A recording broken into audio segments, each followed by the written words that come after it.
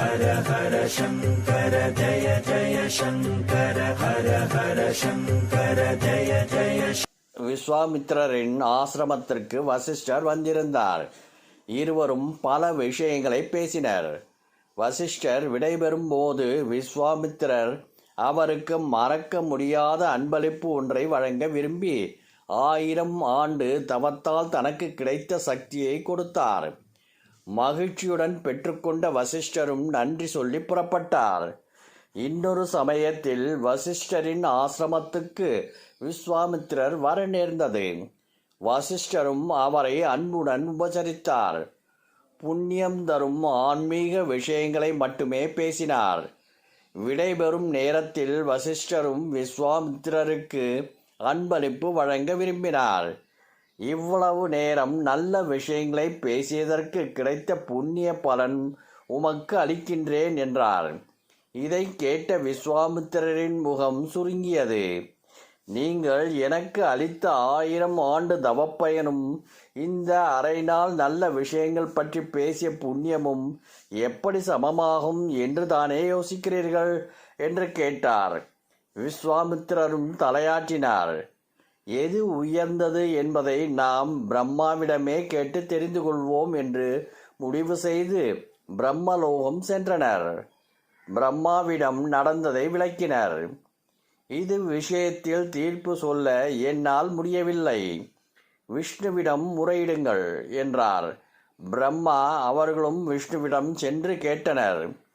தவ வாழ்வில் என்னை விட சிவனுக்குத்தான் நிறைய அனுபவம் உண்டு, அவரிடம் விசாரித்தால் உண்மை விளங்கும் என்றார் விஷ்ணு.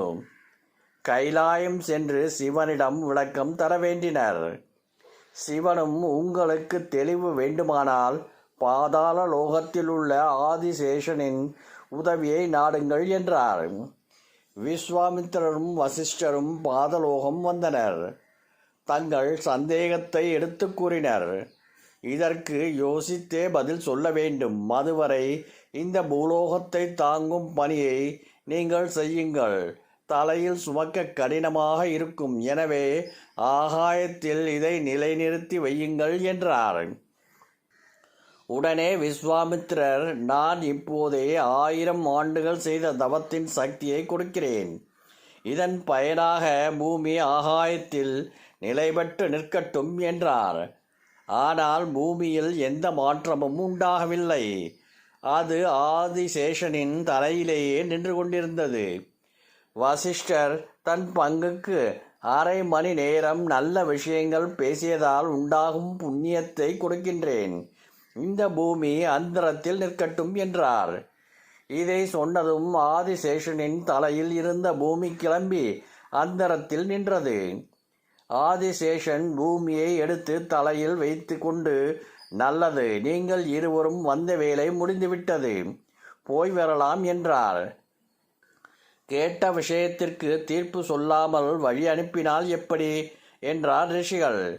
இருவரும் ஒருமித்த குரலில், உண்மையை நேரில் பார்த்த பிறகு தீர்ப்பு சொல்வதற்கு ஒன்றுமில்லை. 1000 ஆண்டு தவசக்தியால் அசையாத பூமி அரை மணி நேர நல்ல விஷயங்கள் பேசிய பலனுக்கு அசைந்து விட்டது பார்த்தீர்களா?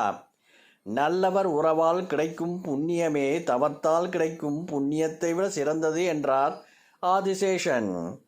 ஹர ஹர சங்கர ஜய ஜய சங்கர ஹர ஹர சங்கர ஜய